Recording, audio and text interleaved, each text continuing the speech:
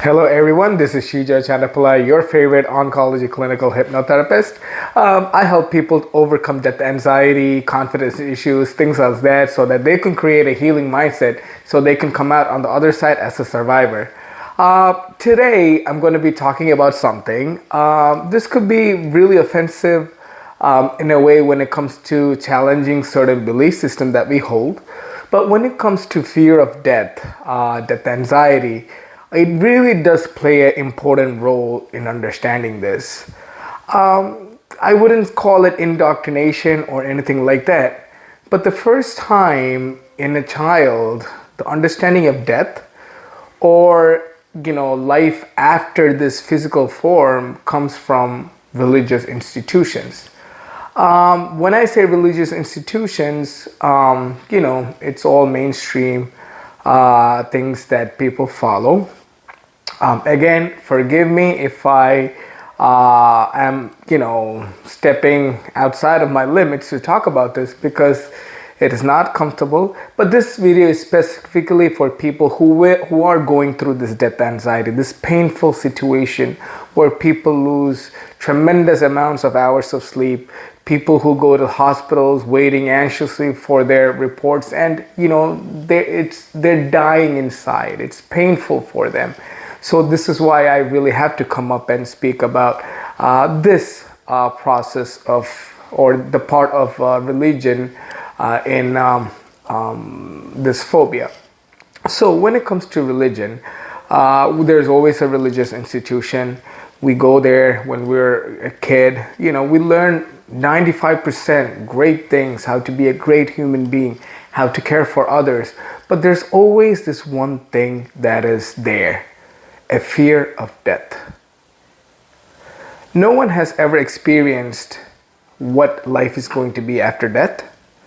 Nobody knows what's going to happen after death. We have assumptions, but through repetitive way, a fear is being inflicted in one from childhood. What happens to you after you die? This is something that in no way or form that we know. But this fear always comes in. I respect the part that, religious institutions teaching humanity, you will die one day. But why does it has to go into the form of either a beautiful heaven area or an eternal punishment with all this scary attributes to it? So when a child grows up, the first time he learns about death, afterlife, all from these religious institutions, and for him to go to this beautiful place after death, he has to become this good person. And when this person has to be good, he has to do a lot of good things. And in our world, in this reality, we use money as a form of energy. So the more we give, the more we are blessed.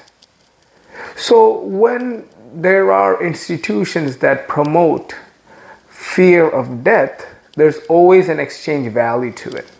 There's an exchange value of money, service, whatever it is. A community is must. But again, I'm not saying all the religious institutions sell fear of death. I'm saying that this is a mental problem that we buy with it. Again, this is really outside of my comfort zone, but I have a lot of clients who come in, and when we go look into where they picked it up, it always, or most of the times, one of them is actually from a religious institution. They have this intense fear, especially, believe it or not, people who grow older, their 70s or 80s, 90s. This is like the biggest thing. So when we see into that, we understand that this fear is always there. What will happen to me after I die? And because of that, we give everything away because this pain is so much. You will give anything that you have so that this pain will stop.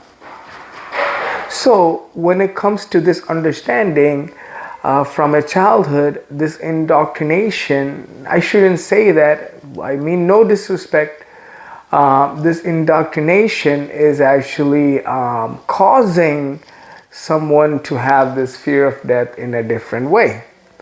This is one of the things. I'll be also talking about how we pick up this fear from other movies or other life experiences. But I just want people who have this phobia to understand that what are your belief systems regarding to that? What is your definition about life after death? Why does it has to be something that is so scary or fearful? Even going into a little spirituality, listen, the one thing that makes God a God or something different from a human being is unconditional love. Human beings could punish one. If you listen to me, I have two options, right? If you listen to me, I can provide you with everything, or I can give you the biggest punishment. But that's a human nature. That's how human beings think. But an eternal, all-living, present God, He can only love. He can only give unconditional love. That's what makes Him God. I know this is out of our conversation, our process. I might lose some people on this, but hey, I'm here to help people heal this phobia. And I wish you all the best. If you have any comments or questions, please leave it in the box below. Subscribe and like the video, and I'll see you in the next video. This is Shijo Chandapillai signing off. Thank you so much.